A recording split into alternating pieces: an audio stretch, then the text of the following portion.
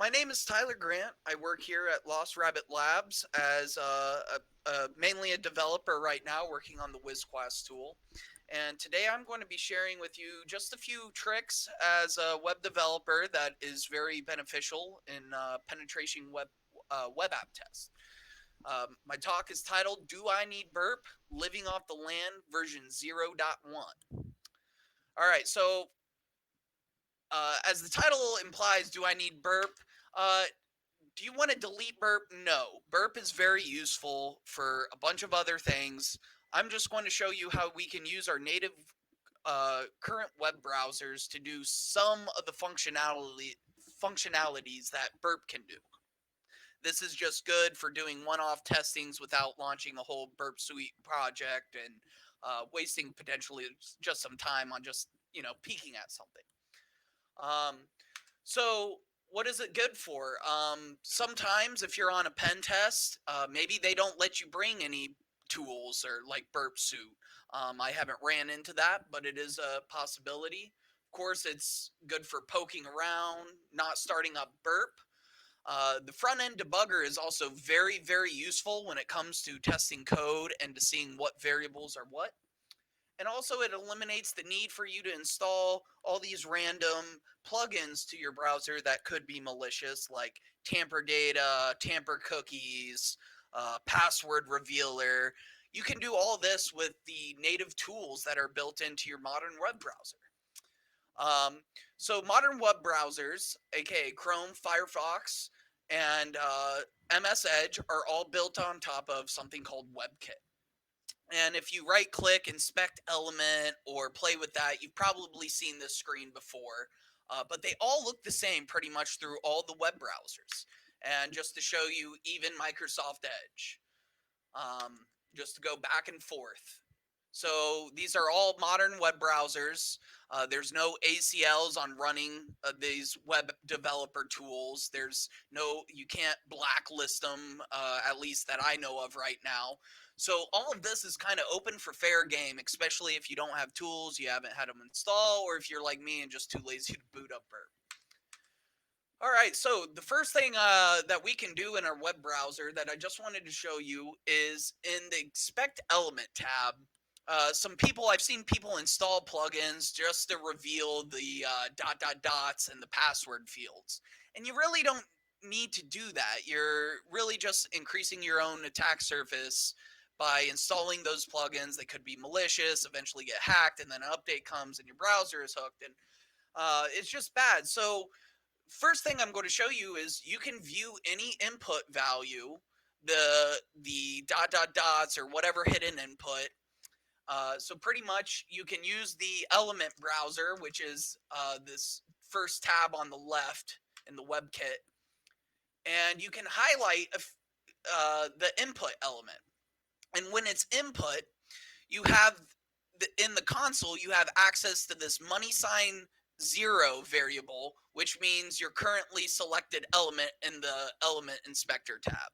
And then you have all your dot attributes and methods that you can access. So if I wanted to see that password in clear text, I could select the input in the web inspector and do the money sign 0 value, and there you see we have secret password.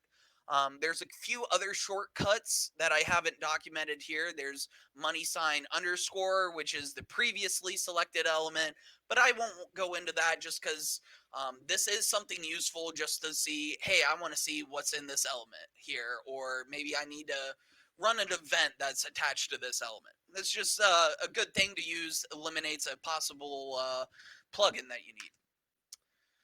Another thing in the element browser that I find useful for digging into web apps is you have these little event icon by HTML elements, and that tells you what and where what event is attached to that element and where at in the code it is in the front end code.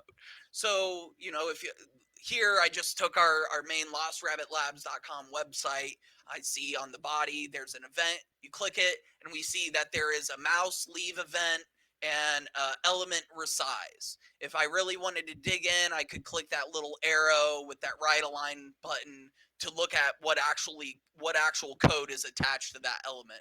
That's just something useful to dig into if you're having trouble finding, like, oh, when I hit enter, something happens, but how do I know what that something is? How do I see that code? That's how you do that. Next thing is the network tab font.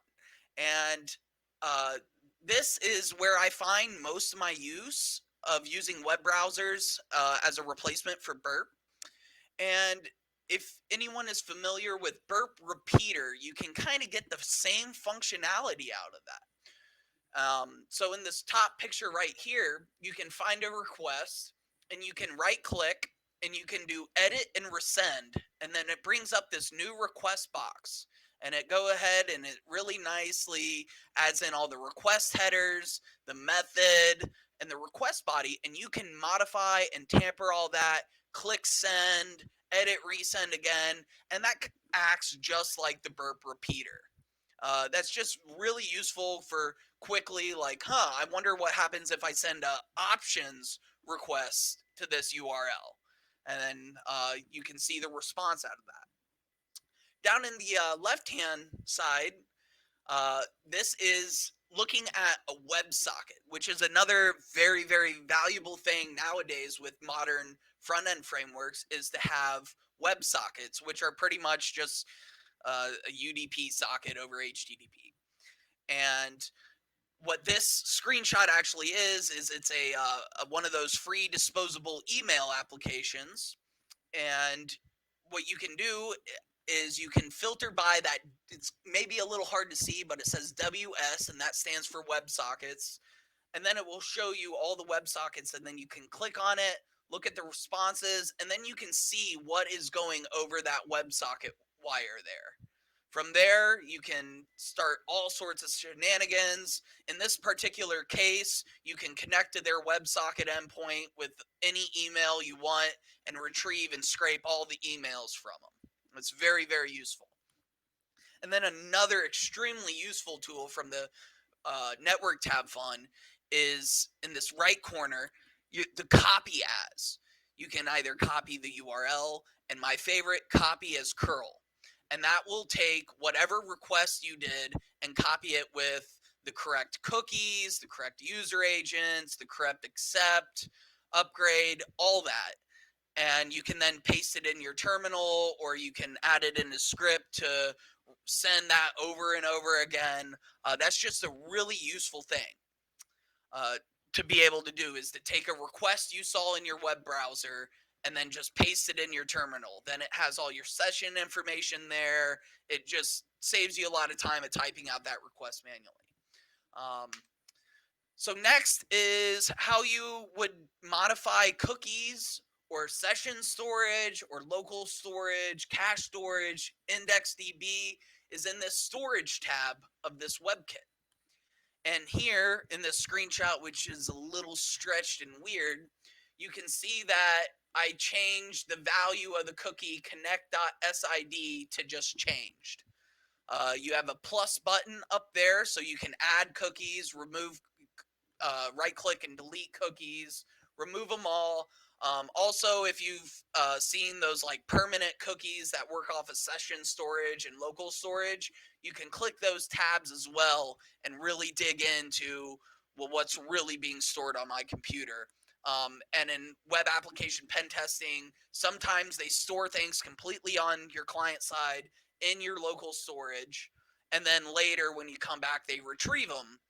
And this is just a nice little way to be able to modify those and tweak them and see what happens with the web application and potentially break things. And then the next thing I'm just showing is breakpoints here. I wrote this quick little script. It's really bad, but I have seen this happen so many times in pen tests and when I'm just poking at things. Is somebody just checks if there's a cookie, and if that cookie exists, they'll redirect you to an authenticated page. Well, what happens if you're able to catch that cookie, or modify it, And here is it's just what I did is I set a breakpoint on line 12 there. That's that little, you just click this line here. And then when you refresh the page, it will pause on the breakpoint. And then you can see what is in the scope. So I can see here that when on line 11, we pass in that cookies parameter, we can see that cookies contains ASD equals true. Well, in this case, the document would flow to no auth and it would just write no auth. But this is just an example of how to use a debugger to see what variables are being passed in at that stack. Another very, very, very extremely useful thing to be able to do on a web app pen test. Um, there's a lot more built into this stuff. This is a version 0.1 talk, just something I wanted to get across for this event. Hopefully it helps somebody. I've seen, master hackers still not know about some of these tools, and they have all these things, so no matter what skill level you are at, these are just useful things to kind of keep in the back of your mind that you can do without Burp. So that's my presentation, everyone. Short and kind of sweet, and I hope it was useful for you. So thank you all for your time. Again, my name is Tyler Grant, and I am PopX in Discord, and I look forward to hacking with you all this week.